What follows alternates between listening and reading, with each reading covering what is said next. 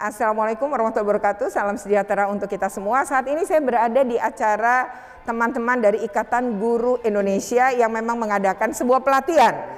Nah, di sini saya menjadi salah satu narasumber terkait dengan perlindungan anak. Saya mengapresiasi Ikatan Guru Indonesia yang sudah mencantumkan materi tentang perlindungan anak. Itu adalah bentuk di mana itu kepedulian bagi teman-teman guru yang tergabung dalam Ikatan Guru Indonesia terhadap perlindungan anak. Ini hal yang perlu dan patut untuk kita apresiasi.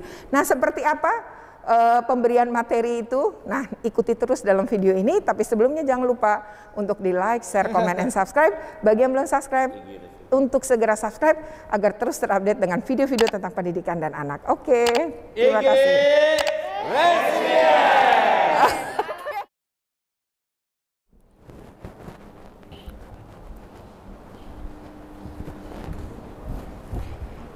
Ya, baik, ini saya mencoba untuk menyampaikan beberapa kasus ya yang melibatkan anak dengan anak.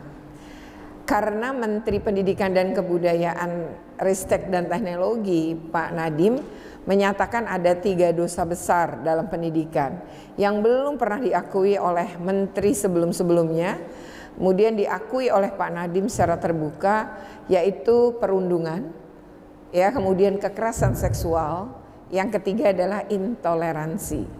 Nah, lalu kita sekarang Pak Nadiem bikin Pokja di Kemendikbud. Pokja khusus 3 dosa besar ini.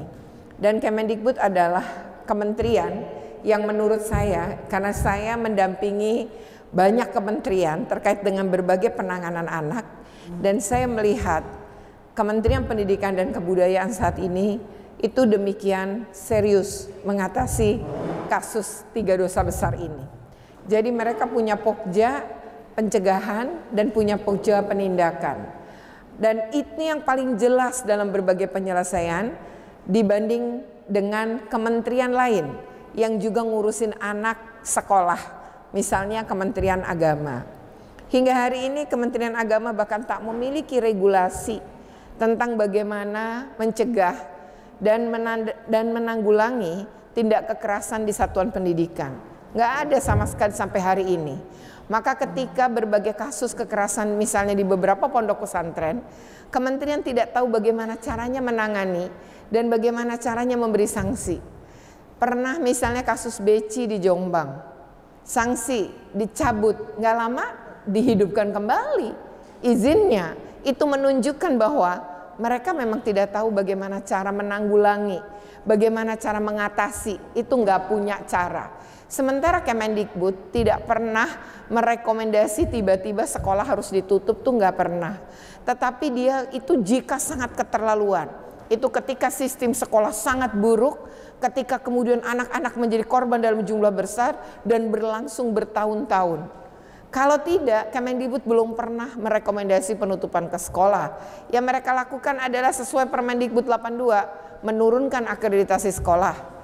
Kalau itu sekolah yang memang diduga bersalah, terbukti kemudian bersalah. Tapi kalau oknum guru, cuma 1 guru, nggak mungkin sekolahnya dihukum. Maka yang dilakukan memberi sanksi adalah pihak pendidiknya. Dengan cara apa? Jika keputusan pengadilan sudah ingkrah, maka diputuskan mencabut sertifikat pendidik sehingga dia nggak bisa lagi jadi guru. Lalu ada lagi regrouping sekolah. Lalu terakhir baru penutupan sekolah. Tapi Kementerian Agama nggak punya cara-cara ini. Saya ingin menunjukkan bahwa saya tidak tahu Bapak Ibu berada di bawah kementerian yang mana. Tapi kalau Bapak Ibu berada di bawah Kementerian Pendidikan dan Kebudayaan, sesungguhnya Bapak Ibu bisa berpijak pada regulasi yang ada. Sangat enak, sangat jelas, sangat kita terlindungi dalam arti melakukan sesuatu ya pakai aturan.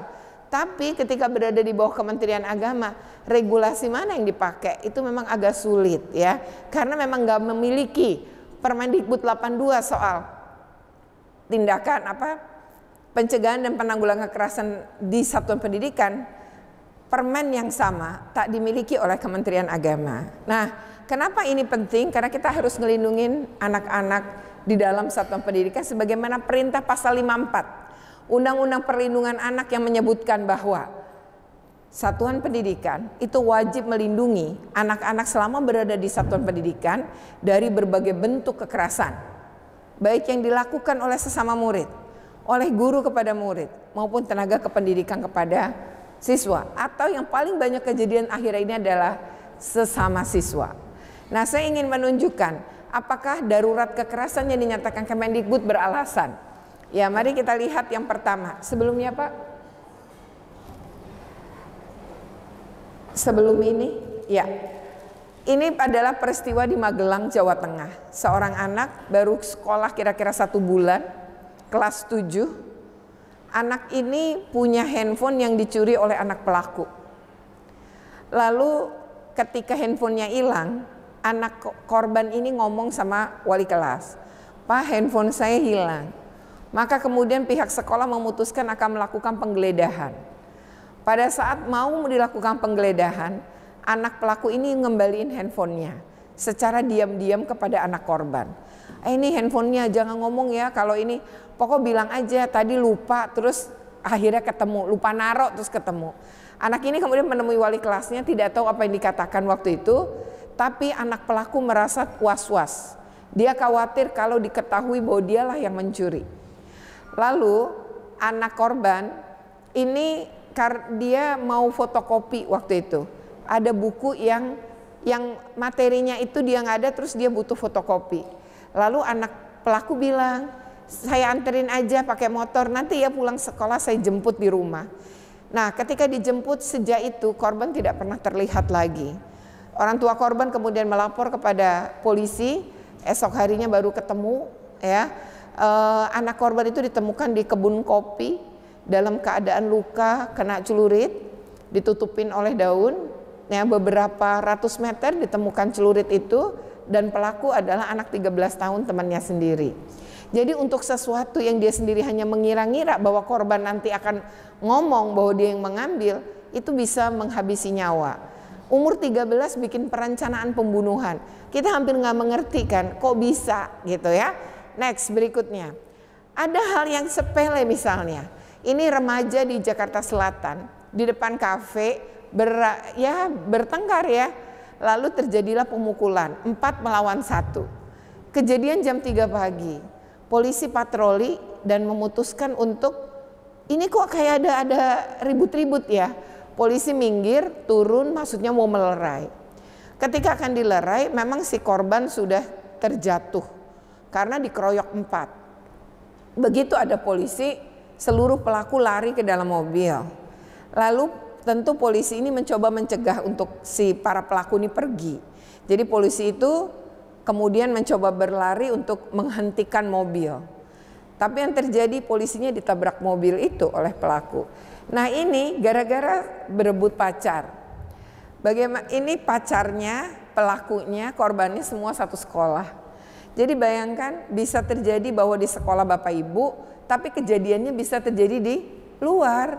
Nah, ini kita butuh ya hal-hal yang memang kepekaan orang dewasa sebagai pendidik. Next, ini misalnya seorang pelajar SMP di Kota Malang. Ini agak aneh, dia mendapatkan kekerasan itu dalam cukup rentang waktu yang panjang. Tapi tidak diketahui orang tua, tidak diketahui wali kelas, tidak diketahui guru. Sampai satu hari anak ini pulang dalam keadaan mabuk.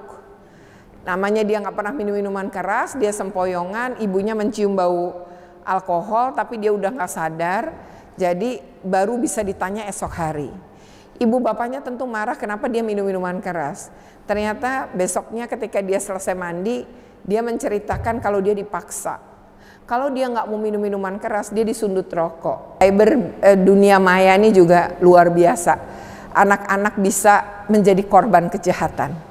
Cyberbully anak-anak pun terjadi.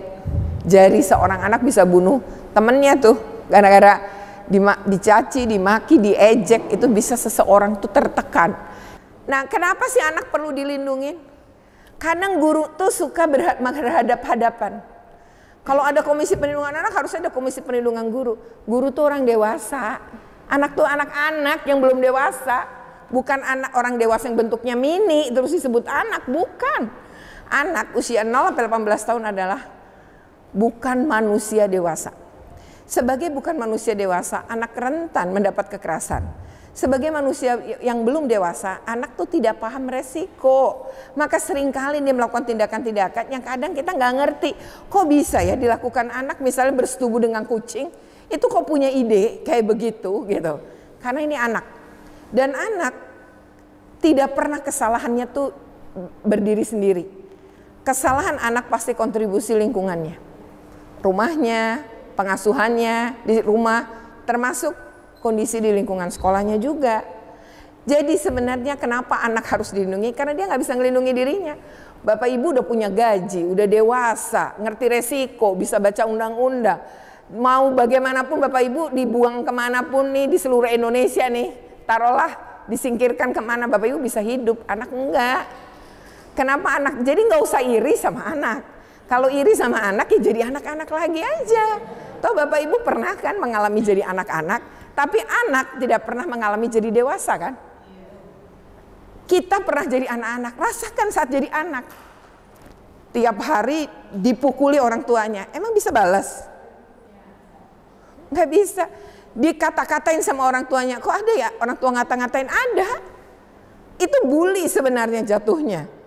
Kamu tuh apa nggak kayak kakakmu, dibanding-bandingin, itu aja bagian dari pembulian. Karena nggak ada satupun anak mau dibandingkan. Kita aja tersinggung dibanding-bandingkan. Misalnya nih atasan kita bilang, kok ibu tuh nggak kayak si ibu ini ya? Ibu itu, saya kan begitu. Emang ibu mau dibandingin? Nanti ibu sampai ruang guru cerita, masa gue dibanding-bandingin sama dia? Kan gitu pasti. Kita nggak akan pernah mau diperbandingkan. Tiap manusia unik, anak kembar aja unik, bisa nggak sama walaupun dia lahir hanya berjarak 1-2 menit, tapi dia tidak akan sama secara karakter dan tumbuhnya, pertumbuhannya. Lalu kenapa kita kemudian membanding-bandingkan anak-anak kita? Kan sering juga, kok kamu nggak kayak kakakmu? Ya kakaknya mungkin kecerdasannya di akademik, adiknya bukan. Atau misalnya, kok nggak kayak anak teman mama? Ya mama jadi mamanya dia aja gitu kan? Bisa jadi kan anaknya akan menjawab begitu. Bukan kurang ajar, ya dia marah karena dia dibandingkan. Nah jadi bapak ibu, anak itu membutuhkan kasih sayang dan bimbingan dari orang dewasa. Bagaimana kita merawat dia? Dia akan jadi seperti itu. Jadi ketika kita membesarkan dia dengan penuh kasih sayang, kehangatan, potensinya kita dukung, kita fasilitasi, kita sadar dia mungkin tidak punya kecerdasan akademik, tapi ternyata dia punya kecerdasan musik, kita kemudian fasilitasi, itu sama gitu. Artinya dia memang diberkahi Tuhan dengan kondisi yang seperti berbeda dengan kakak yang jago akademik. Emang kalau kita nggak jago matematika, hidup kita kiamat? Kan enggak gitu loh ya. Nah lalu anak adalah individu yang nggak pernah membela diri dan melindungi dirinya sendiri. Sekarang masa sih anak dipukulin tiap hari terus lapor polisi? Nggak akan ada. Karena nggak mungkin, hidupnya dia tergantung yang mukulin dia kan. Dia merasa, terus gue mau ikut siapa lagi gitu. Atau misalnya dia sadar bapaknya adalah tulang punggung keluarga, bapaknya pelakunya. Kalau bapaknya kemudian dia laporkan, gimana hidup ibunya sama adik-adiknya misalnya. Jadi nggak mungkin dilaporin tuh, nggak mungkin gitu, walaupun ada perundang-undangannya. Nah makanya harus ngelaporin orang lain kan begitu, yang melihat. Anak adalah kelompok rentan, yang rentan dalam mengalami eksploitasi, penelantaran, diskriminasi, termasuk segala bentuk kekerasan ya. Jadi jangan pernah iri sama anak dan minta diperlakukan seperti anak. Ya ibu bapak kan bukan anak-anak lagi gitu ya. Next. Nah perlindungan anak itu tanggung jawab siapa? Sebenarnya tanggung jawab anak itu sendiri juga. Anak wajib tahu untuk melindungi dirinya. Misalnya speak up. Ajarkan anak bicara kalau dia mendapatkan perlakuan-perlakuan yang gak nyaman. Tapi kalau anak udah ngomong, kitanya jangan nyuekin. Itu loh. Kita main handphone, ya udahlah nggak usah temenan sama dia. Lah bingung lah si anak. Jadi dia merasa nggak percaya lagi sama orang dewasa. Tuh, misalnya saya pernah dapat laporan guru. Dari guru, ini gurunya dilaporin anak ini autis kelas 1 SD. Karena autis dia diledek sama teman-temannya, dia nggak nyaman. Dia ngomong sama wali kelas, kata wali kelasnya, ya udah jangan temenan sama dia. Terus anak ini nanya, terus saya temanannya sama siapa Bu? Karena kan dia kelas 1 SD, masa mau teman sama anak kelas 6 SD? Nah lalu ibu gurunya cepat diam, terus bilang gini, ya udah kamu sabar aja ya, biarlah Tuhan yang membalas. Urusan perundungan, urusan bully, ibu gurunya ngerepotin Tuhan. Padahal dia bisa lakuin, kenapa harus menyerahkan kepada Tuhan? Ya, ini hal-hal yang tadi kepekaan kita nggak ada sebagai orang dewasa, tapi anak itu harus kita didik, dia bisa membela dirinya, setidaknya dia berani menyatakan. Berikutnya orang tua, nah ini benih tanggung jawab nih dari tumbuh kembang anak. Yang pertama dan utama, kalau anak dibesarkan dengan kekerasan, ya anak itu juga akan jadi pelaku kekerasan. Jadi kalau anak kita bahagia, pasti orang tuanya bahagia. Hanya orang yang bahagia bisa memperkuat orang lain dengan baik. Jadi kenapa jadi orang tua harus menyiapkan mental? Karena kalau kita sakit mental, nggak usah punya anak, anaknya jadi pelampiasan rasa sakit mental kita. Kasihan anaknya. Itu menunjukkan bahwa memang dibutuhkan pengetahuan yang cukup bagi orang dewasa tentang parenting dan sebagainya. Dan termasuk juga ketidaktahuan tentang Permendikbud 82 yang disampaikan Bu Retno tadi. Nah, ini saya mau tanyakan, ternyata tadi di slide terakhir itu Bu Retno sudah menyampaikan tentang step-step to respect intervensi di satuan pendidikan. Nah, yang saya tanyakan artinya kan sebetulnya kejadian yang menimpa anak itu tanpa ada katuk yang sama dari pengetahuan orang tua, itu kan akan selamanya akan terjadi seperti itu. Ketika orang-orang dewasa itu nggak tahu apa yang harus dilakukan, nggak paham apa yang dia harus nasihatkan, nggak paham bagaimana dia harus mendidik. Sementara step-step yang sudah disampaikan itu cenderungnya pada orang-orang dewasa yang berpendidikan, yang berada di sekolah-sekolah formal. Nah ini yang ingin saya tanyakan, adakah atau sejauh mana mungkin upaya-upaya yang sudah dilakukan oleh KPAI untuk menyinkronkan hal tersebut?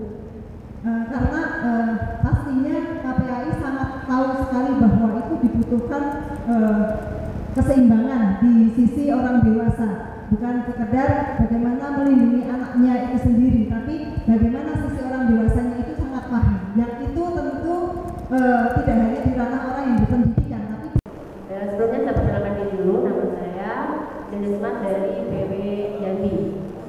Dapatnya saya mengganti dari SMP Negeri 5 Kota Jambi. Baik Ibu, dari penjelasan Ibu saya sangat paham dan dengan yang sudah disampaikan. Tetapi kenyataan di lapangan itu sangat jauh berbeda dengan harapan kita selaku seorang guru dan seorang orang tua gitu. Karena apa? Karena kita sebagai guru seharusnya kan melindungi anak kita, baik secara keluarga maupun di sekolah. Kenyataannya, saya contohkan saja di sekolah ya, kita ingin membantu siswa, ya, sehingga kita ingin mendalami apa masalah yang dihadapi oleh siswa tersebut. Kemudian kita mencoba memberikan solusi, ya, solusi semampu kita, sehingga kita selaku guru, selaku wali kelas memanggil yang namanya orang tua. Usut dan mengusut bahwa masalah yang dialami oleh siswa itu adalah berpulang lagi ke keluarganya. Karena apa? Kita di sekolah hanya berapa jam ketemu, yang banyak itu ada di rumah. Jadi bagaimana penanganan atau kebiasaan yang ada di rumah sehingga dibawa ke sekolah. Dan yang lebih parahnya lagi begini, banyak kasus siswa itu ingin solusi dari guru-gurunya. Ternyata apa yang terjadi? Guru-guru kita dengan menunjukkan pemahamannya tentang bagaimana mendidik anak yang baik dan benar itu belum maksimal. Jadi mereka merasa sudah paling benar. Dan kadang-kadang kasus yang dibawa itu bukan membantu siswa kita, tetapi menambah masalah baru. Contohnya, ada siswa yang dibully, dibawa ke ruang guru. Guru lain yang tidak tahu masalah membuli lagi. Jadi di sini pengetahuan kita seorang guru memang sangat dangkal sekali, ya. Apalagi kurangnya edukasi, ya, edukasi tentang bagaimana perlindungan anak, undang-undang apa yang berlaku,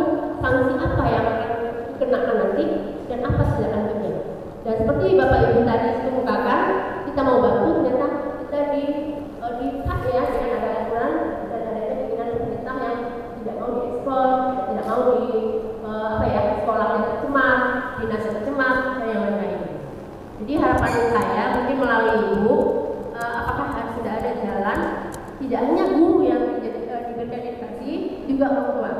Karena kita selama ini sibuk dengan ADM, apalagi kurikulum baru, sehingga kita mengabaikan yang prinsip tadi. Kita ingin mencerdaskan anak, membentuk karakter anak yang bagus sesuai dengan profil manusia. Ternyata apa terjadi? Kita sibuk dengan bagaimana kemudian kita lengkap mengabaikan apa hak dari seorang siswa. Jadi mohon penjelasan atau langkah-langkah apa yang harus kami lakukan untuk menyikapi masalah ini. Pertama, beberapa kali disinggung tentang tugas dan fungsi KPAI. KPAI itu lembaga negara dibentuk oleh Undang-Undang Perlindungan Anak, ngurusin se-Indonesia tanpa punya perwakilan di daerah, kecuali KPAD yang dibentuk oleh pemerintah daerah dan bukan oleh KPAI. Jadi sangat bergantung pada pemerintah daerah itu punya kepedulian atau tidak. Kalau enggak ya enggak bisa. Dari 540 kota kabupaten hanya ada 36 KPAD. Dengan jangkauan seluas itu, sebenarnya anggaran KPAI juga sangat tidak memadai. Hanya 11 miliar termasuk untuk gaji.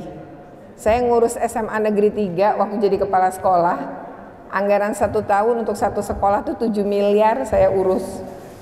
Ini 11 miliar untuk se-Indonesia. Dan itu memang dikaitkan dengan 7 tusi KPAI. Tidak ada tusi untuk sosialisasi. Jadi kalau kami ditanya bagaimana peran KPAI untuk itu, kami nggak bisa melakukan sosialisasi, orang nggak ada amanahnya di undang-undang. Lalu siapa yang melakukan sosialisasi? Yang melakukan sosialisasi adalah dinas terkait dan kementerian terkait.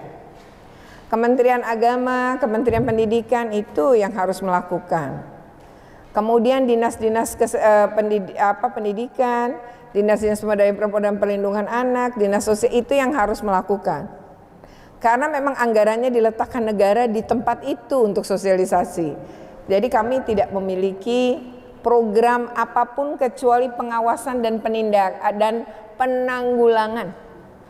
Makanya sering disebutin kalau ada kasus baru datang, karena kami memang nggak punya sistem pencegahan, nggak disuruh, nggak ada tugas dan fungsi. Kalau kami melakukan sesuatu yang tidak diamanahkan undang-undang, ya melanggar undang-undang. Jadi jelas nggak bisa. Lalu dinas-dinasnya sama kementeriannya nggak optimal, ya itu yang terjadi gitu.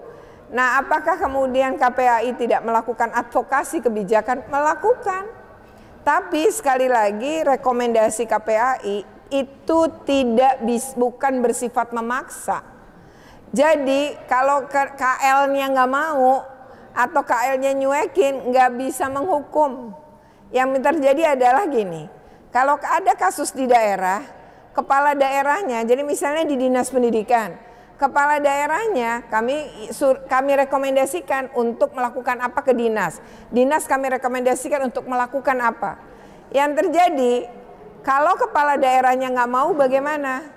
Monef kami lakukan 3 bulan setelah itu. Kalau nggak dilakukan, kami ke Kementerian Dalam Negeri sebagai atasannya si kepala daerah. Itu yang bisa kami lakukan.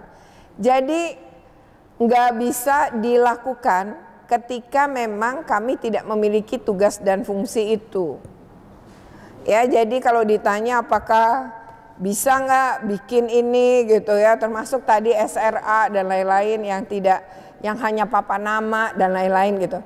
SRA kan Kementerian Pemberdayaan Perempuan dan Perlindungan Anak dengan Kemendikbud. Lalu ada Pondok Pesantren Ramah Anak juga, berarti Kemenak dengan KPPA. Nah, disitulah KPAI sebenarnya lebih kepada pengawasan. Nah, kami kalau hasil pengawasan menunjukkan bahwa ini jumlah SRA-nya sekian, tapi kejadian kekerasan justru terjadi di SRA. Ini gimana sebenarnya pembinaannya? Yaitu kita biasanya rapat koordinasi dengan pihak-pihak terkait. Dan memang perspektif anak ini nyaris tidak dimiliki oleh banyak dinas. Ya, itu tidak dimiliki. Sehingga selalu penyelesaian kasus anak tidak berperspektif pada kepentingan terbaik bagi anak. Padahal undang-undangnya nyuruhnya demi kepentingan terbaik bagi anak. Nah, jadi itu tadi karena ada beberapa terkait dengan TUSI ya. Jadi kami tidak bisa melaksanakan TUSI di luar kewenangan yang diberikan undang-undang kepada kami. Yang kedua, terkait dengan tadi bagaimana menyelesaikan kasus-kasus bersifat edukatif dan melindungi anak. Satu ya, tadi ada 2 penanya yang membantu anak-anak kemudian malah dibully. Lalu ada kasus tadi mencoba untuk melindungi anak terkait dengan hamil tadi, tapi kemudian justru pihak luar melakukan. Seolah-olah sekolah nih kok tanda petik aneh banget sih, kok bisa nggak tahu gitu. Bapak Ibu yang sudah melakukan kebaikan, satu, jangan pernah merasa menyesal telah melakukan kebaikan. Semua kebaikan, kata Tuhan, sebesar biji ya jara pun Tuhan akan membalas. Yang lakukan Bapak Ibu adalah bukti tidak keliru. Tapi Bapak Ibu memenuhi hak-hak anak. Bapak Ibu memikirkan masa depan anak ini. Jadi itu adalah sebuah kebaikan yang pasti dicatat ya oleh malaikat dan disampaikan pasti kepada Tuhan. Jadi Bapak Ibu nggak usah perlu merasa ragu, menyesali apa yang sudah pernah dilakukan kebaikan-kebaikan itu. Yang kedua, saya mengapresiasi terkait tadi. Ibu mengatakan bahwa yang terakhir ya, hamil terus dirahasiakan tapi malah keluar, dan itu justru dilakukan oleh anak sendiri. Saya yakin tidak dilakukan oleh anak itu. Anak itu pasti sudah mensyukuri apa yang Bapak Ibu sudah perbuat. Walaupun tadinya Ibu tidak menyampaikan kepada kepala sekolah dan lain-lain, mungkin Ibu juga tidak mau berkonfrontasi. Ya, demikian ya kegiatan saya dalam mengisi seminar perlindungan anak kepada para guru Ikatan Guru Indonesia nih ya, IGI, yang berasal dari berbagai daerah. Ya, semoga bermanfaat dan semoga ini ikut berkontribusi menurunkan ya angka kekerasan di satuan pendidikan, karena guru-gurunya memang terdidik atau tersosialisasi terkait dengan Permendikbud 82 tahun 2015 tentang pencegahan dan penanggulangan kekerasan di satuan pendidikan, dan juga terkait dengan Undang-Undang Perlindungan Anak bahwa apapun alasannya mendisiplinkan sekalipun tidak boleh dilakukan dengan cara-cara kekerasan. Bisa dilakukan dengan tindakan yang bersifat edukatif. Bukan berarti tidak bisa menghukum anak atau memberi sanksi pada anak, tapi memberi sanksi dan memberi hukuman itu yang lebih bersifat, memang harus bersifat edukatif sebagaimana ketentuan dalam Permendikbud maupun dalam Undang-Undang Perlindungan Anak. Jangan lupa untuk di like, share, komen, dan subscribe. Bagi yang belum subscribe, segera subscribe untuk terus terupdate dengan video-video tentang pendidikan dan anak. Oke, terima kasih. Wassalamualaikum warahmatullahi wabarakatuh.